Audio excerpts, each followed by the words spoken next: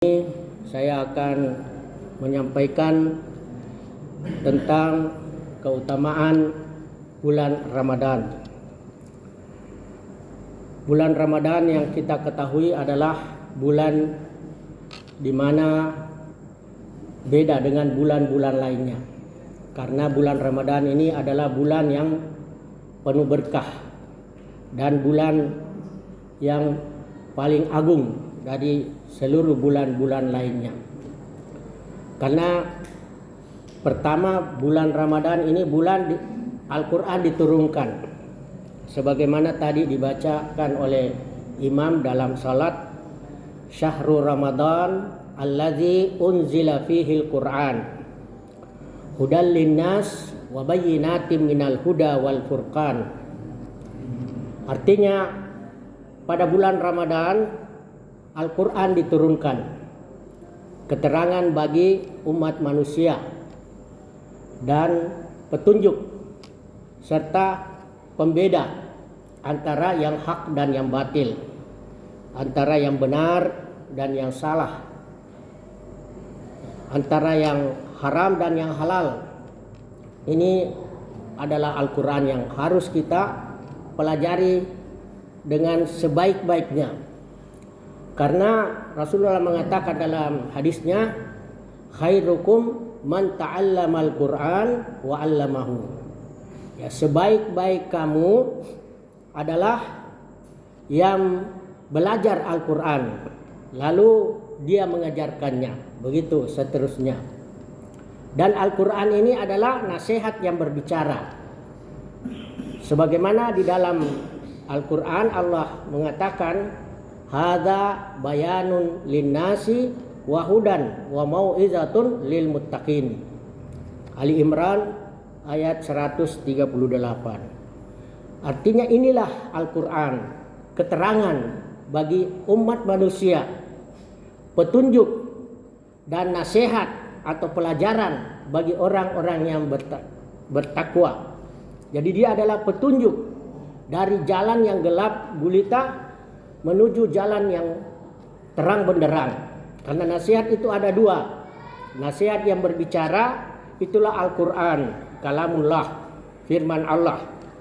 Yang kedua nasihat yang diam, itulah kematian. Rasulullah SAW mengatakan, kafaka bil mauti wa'izan. Cukuplah bagimu kematian itu nasihat.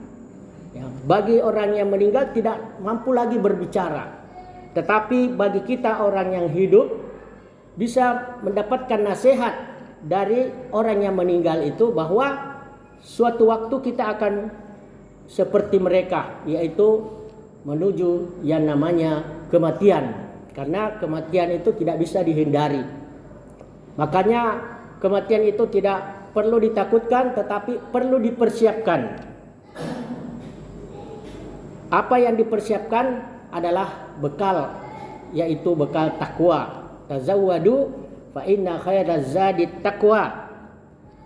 Berbekallah kamu karena sebaik-baik bekal adalah takwa. Maka di samping nasihat yang berbicara kita amalkan dalam kehidupan kita sehari-hari, kemudian nasihat yang diam kita ambil pelajaran bahwa suatu masa pasti kita akan mati dan perlu kita persiapkan.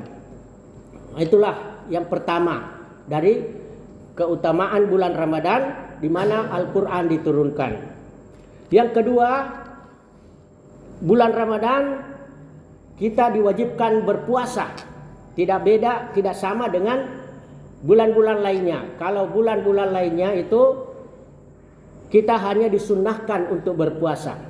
Tetapi di bulan Ramadan ini kita diwajibkan.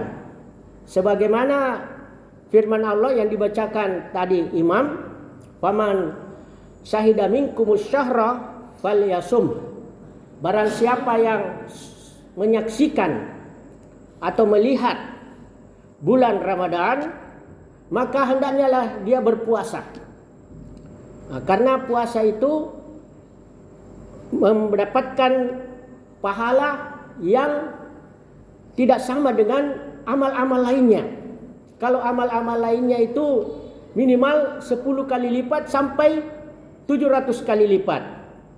Tetapi kalau puasa ini hanya Allah yang Maha tahu berapa yang Dia akan berikan. Ya, sebagaimana di dalam hadis Nabi mengatakan, kullu amali ibni Adam lahu al-hasanatu bi asyri amsalihha ila sab'i mi'ati du'fin. Qala subhanahu wa ta'ala illa syiyam fa innahu li wa ana ujzi bih yada'u sahwatahu wa ta'amahu min ajli. Artinya setiap anak cucu Adam itu amal kebaikannya itu dilipat gandakan minimal 10 kali lipat sampai 700 kali lipat, kecuali kata Allah dalam hadis qudsi puasa, karena puasa itu hanya untukku dan saya yang akan membalasnya. Kenapa? Karena dia rela meninggalkan syahwatnya, meninggalkan makanannya demi untukku. Ya, itu yang kedua. Makanya ketika memasuki bulan Ramadan kita diajarkan doa oleh Rasulullah, yaitu Allahumma ahillahu alaina bil amni wal iman was salamati wal islam wat taufiq lima tuhibbuhu wa tardah rabbi wa rabbukallah hilala rusdin wa khairin. Artinya, ya Allah, jadikanlah bulan ini, bulan Ramadan, bulan yang penuh keimanan dan keamanan, keamanan dan keimanan, yang penuh keselamatan dan keislaman, taufik yang engkau cintai dan engkau ridai. Tuhanmu wahai bulan dan Tuhanku adalah Allah, bulan yang penuh petunjuk dan kebaikan. Nah, inilah keutamaan bulan Ramadan. Yang ketiga, bulan Ramadan di mana ada satu malam yang lebih baik daripada 1000 bulan. Sebagaimana firman Allah dalam Al-Quran, Inna anzalnahu fi lailatul qadr wa ma adraka ma lailatul qadr lailatul qadri khairum min alfi syahr. Sesungguhnya kami turunkan Al-Quran itu pada malam Lailatul Qadar. Malam Lailatul Qadar itu ada pada bulan Ramadan, di malam-malam yang ke-10, pada malam-malam yang ganjil. Malam itu lebih baik daripada 1000 bulan. Ini keutamaan bulan Ramadan yang diberikan kepada umat Nabi Muhammad. Kenapa? Karena umur umat Nabi Muhammad itu sangat-sangat terbatas. Beda dengan umur umat-umat terdahulu. Betapa banyak umurnya, bahkan sampai ratusan tahun.